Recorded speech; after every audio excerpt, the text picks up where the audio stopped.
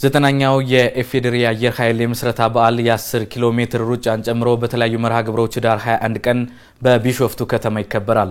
በዓሉን አስመልክቶ መግለጫ የሰጡት የኢፌዴሪ አየር ኃይል ዋና አዛዥ ሌተናል ጀነራል ይልማ መርዳሳ አየር ኃይልን ኢትዮጵያን በሚመጥን ደረጃ ለማቋቋም ብዙ የማሻሻያ ስራዎችን እየተከናወኑ ነው። ኢትዮጵያ አየር ኃይል ከአፍሪካ ሀገራት ቀድማ የታጠቀች መሆኗን ያስታወሱት ዋና አዛዡ በመግለጫቸው የሀገር ሉዓላዊነትና አንድነትን በመጠቀም ኃላፊነቱን እየተወጣ ያለ አንጋፋ ተቋም ነው ብለዋል። ባልደረባችን ይስማው አደራው ተጨማሪ መረጃዎችን ሊያደርሰን ከቢሾፍቱ በቀጥታ መስመራችን ላይ ይገኛል። ይስማው እንደምን ውለሃል? በመግለጫው ምን ሐሳቦች ተነሱ የሚለውን ጠቅለል አድርገህ ለተመልካቾቻችን ብትነግርልን።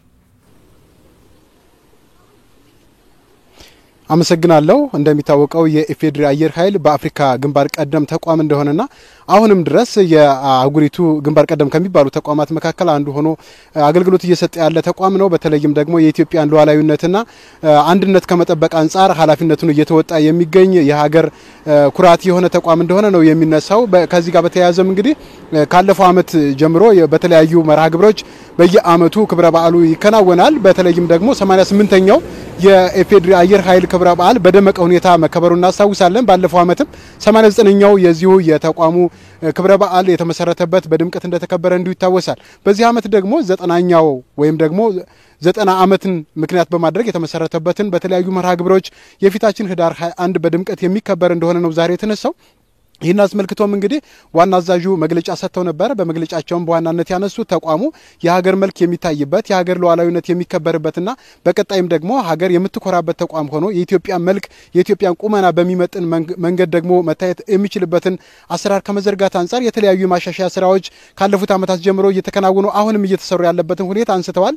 በተለይም ደግሞ በሰው ሀብትና በትጥቅ እንዲሁም አቅሙን ዘመናዊ ከማድረግ አንጻር እየተሰሩ ያሉ ስራዎች በዚሁ ልክ የሚታዩ እንደሆነም ነው ያነሱት። ከዚህ አንጻር እንግዲህ በኢፌዴሪ አየር ኃይል በተለይም ደግሞ እያሳካቸው ያሉ ስራዎችን አንጋፋ ከመሆኑም ጋር ተያይዞ እነዚህ ክብረ በዓላቶች ሲከበሩ በተለይም ከማህበረሰቡ ጋር የሚያገናኙ እንደ ስፖርት አይነት ትርኢቶች የሚታዩበትን መርሃ ግብር አካቶ የሚከበር እንደሆነም ነው ሲነሳ የነበረው። ከዚህ አንጻርም እንግዲህ ዛሬ በመግለጫው ከመከናወኑ ከደቂቃዎች በኋላ በተለያዩ ስፖርታዊ ፌስቲቫሎችም ከዛሬ ጀምሮ መከናወን ጀምረዋል። በዋናነት ግን ክብረ በዓሉ የሚከናወንበት ህዳር 21 በመዝጊያው መርሃ ግብር ማለት ነው የ10 ኪሎ ሜትር የጎዳና ሩጫ የሚከናወን ይሆናል። በዚህ ላይም እንግዲህ ከ25,000 በላይ የሚሆኑ ሯጮች የሚሳተፉ እንደሆነም ነው በመግለጫው ሲነሳ የነበረው። ለዚህ ደግሞ የቢሾፍቱ ከተማ የቅድመ ዝግጅት ስራዎችን አከናውናለች። ከተቋሙ ጋር በመሆን በዚህ የሀገር መልክ በሚገለጥበት መርሃ ግብር ላይ ሯጮቹ የሚያስፈልጋቸውን እንግዶቹ ወደ ከተማዋ ሲመጡም ደግሞ በዚያ ልክ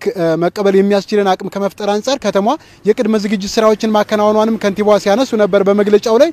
ከዚያ ባለፈ የከተማዋ እንግዲህ የቱሪስት መዳረሻ እንድትሆንም ከማድረግ አንጻር እንደዚህ አይነት የሀገር ኢቨንቶች ወይም ደግሞ የሀገር ሁነቶች መከናወናቸው ትልቅ ጠቀሜታ እንዳለውም ነው ሲነሳ የነበረው። ከዚህ አንጻርም ከተማ ራሷን በዚያ ልክ ብቁ ከማድረግ አንጻር የመሰረተ ልማትና እንዲሁም ደግሞ እንግዶቹ ከማረፊያ ከምግብ አቅርቦት ጀምሮ የሚኖራቸው ቆይታ የተሻለ እንዲሆን ከማድረግ አንጻር ከተማ አስተዳደሩ በዚያ ልክ ዝግጅቶችን ማድረጉንም ነው ከንቲባው ሲያነሱ የነበረው። እንግዲህ የኢፌዴሪ አየር ኃይልም በዚያው ከከተማዋ ጋር በጋራ በመሆን ያዘጋጀው ይህ 90 ዓመቱን አስመልክቶ የኢፌዴሪ አየር ኃይል ያዘጋጀው መርሃ ግብር ማለት ነው ከስፖርታዊ ሁነቶችን በተጨማሪ ሌሎቹ በተጓዳኝ የሚከናወኑ የሁነቶች ይኖራሉ። በተለይም ደግሞ የፓናል ውይይቶችና ሌሎቹም የተቋሙን መልክ የሚያሳዩ መርሃ ግብሮች እንደሚከናወኑ ነው ዋና አዛዡ ሲያነሱ የነበረው። ከዚህ ጋር በተያያዘ የኢትዮጵያ የአትሌቲክስ ፌዴሬሽን ፕሬዚዳንትም ኮማንደር ስለሺ ስህን በዚሁ መግለጫ ላይ ተገኝተው ሀሳባቸውን አንስተው ነበረ። በዚህ መርሃ ግብር ላይ በተለይም እንደዚህ አይነት ሁነቶች እንግዲህ በኢትዮጵያ ሲከናወኑ ከታላቁ ሩጫ በኋላ የመጀመሪያው ነው። በተለይም የጎዳና ላይ ሩጫዎችን በዚህ በተቋም ደረጃ ሲዘጋጁ የመጀመሪያው ነው። እንደዚህ አይነት ሁነቶችን በማዘጋጀት ከጎረቤት ሀገራትም ተሳታፊዎች እንዲኖሩ በማድረግ ከ25,000 የሚልቁ ተሳታፊዎች እንዲሳተፉ የሚደረግበት ሁኔታ እንዳለ ነው ሲነሳ የነበረው። በዚያ ልክ እንግዲህ ዝግጅቶችም ተከናውነዋል።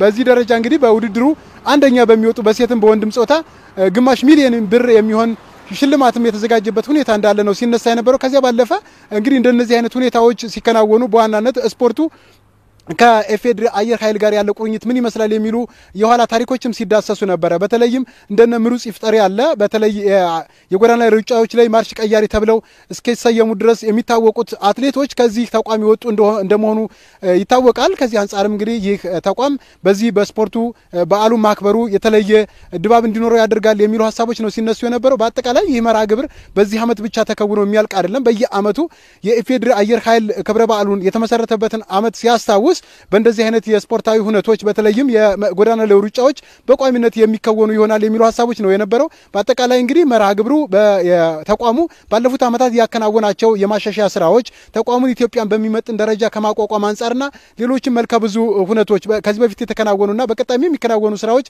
የሚገለጹበት እንደሆነ ነው ሲነሳ የነበረው።